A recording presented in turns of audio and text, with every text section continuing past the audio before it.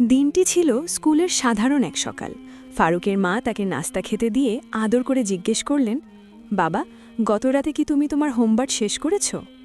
ফারুক একটু ঘাবড়ে গিয়ে কোনো কিছু না ভেবেই বলে দিল, হ্যাঁ মা, করেছি। অথচ সে আসলে পড়াই করেনি। সে ভেবেছিল এতেই হয়তো পার পেয়ে যাবে, কিন্তু স্কুলের ক্লাসরুমে শিক্ষক যখন খাতা জমা দিতে বললেন, তখন ফারুকের কপালে ঘাম জমতে শুরু করল। সে বাঁচার জন্য রাহিল নামের এক সহপাঠীর খাতা নিজের বলে চালিয়ে দিল। শিক্ষক তাকে বাহবা দিলেন, কিন্তু ফারুকের বুক ধড়ফড় করছিল, কারণ সে জানত এই বাহবা তার প্রাপ্য নয়। এটি ছিল অন্যের অর্জনে নিজের ভাগ বসানো। বাড়ি ফেরার পর বাবা যখন আদুরে গলায় জিজ্ঞেস করলেন দিন কেমন কাটল, ফারুক অপরাধবোধে চোখ তুলে তাকাতে পারল না। সে বুঝতে পারছিল একটি মিথ্যা তাকে এখন চোর এবং প্রতারক বানিয়ে ফেলেছে। এই অস্থিরতা তাকে টেনে নিয়ে গেল তার পরম আশ্রয় দাদাভাইয়ের কাছে। দাদাভাই তাকে ইসলামের একটি অমোঘ সত্য মনে করিয়ে দিলেন। সততা মানে কেবল অন্যকে ঠকানো নয়, বরং নিজের আত্মার কাছে পরিষ্কার থাকা।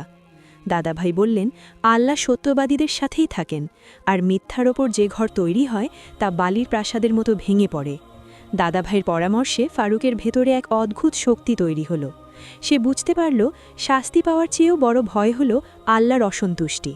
সে প্রথমে তার মায়ের কাছে গিয়ে কান্নায় ভেঙে পড়ল এবং স্বীকার করল যে সে হোমওয়ার্ক করেনি। মা তাকে ধমক না দিয়ে বরং জড়িয়ে ধরলেন, কারণ তিনি ফারুকের সত্য বলার সাহস দেখে মুগ্ধ হয়েছিলেন। পরদিন স্কুলে গিয়ে সবার সামনে নিজের ভুল স্বীকার করা ছিল ফারুকের জন্য সবচাইতে বড় চ্যালেঞ্জ। কিন্তু সে যখন শিক্ষকের কাছে গিয়ে বলল যে সে অন্যের খাতা দেখিয়েছিল, তখন শিক্ষক রাগের বদলে তার সততার প্রশংসা করলেন।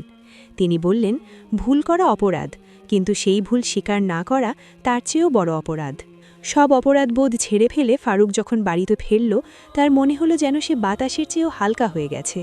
সে বুঝতে পারল মিথ্যার মায়া কাটানো অনেক কঠিন, কিন্তু একবার সত্য বলতে পারলে যে মানসিক প্রশান্তি পাওয়া যায় তা পৃথিবীর আর কোনো কিছুতেই সম্ভব নয়। সে বুঝতে পারল কেন আমাদের নবী সাল্লাল্লাহু আলাইহি ওয়াসাল্লামকে আল আমিন বা বিশ্বাসযোগ্য বলা হতো। ফারুক সেই রাতে আল্লাহর কাছে প্রার্থনা করল যেন তাকে আমৃত্যু সত্যের পথে থাকার তৌফিক দেওয়া হয়। এই গল্পের শিক্ষা হল, ১. সত্য বলার ফলে মানুষের সম্মান এবং বরকত বৃদ্ধি পায়, যা ফারুকের ক্ষেত্রে প্রমাণিত হয়েছে। ২. নিজের ভুল ঢাকতে গিয়ে আরও বড় ভুল করার চেয়ে শুরুতে তা স্বীকার করে নেওয়া বুদ্ধিমানের কাজ। ৩.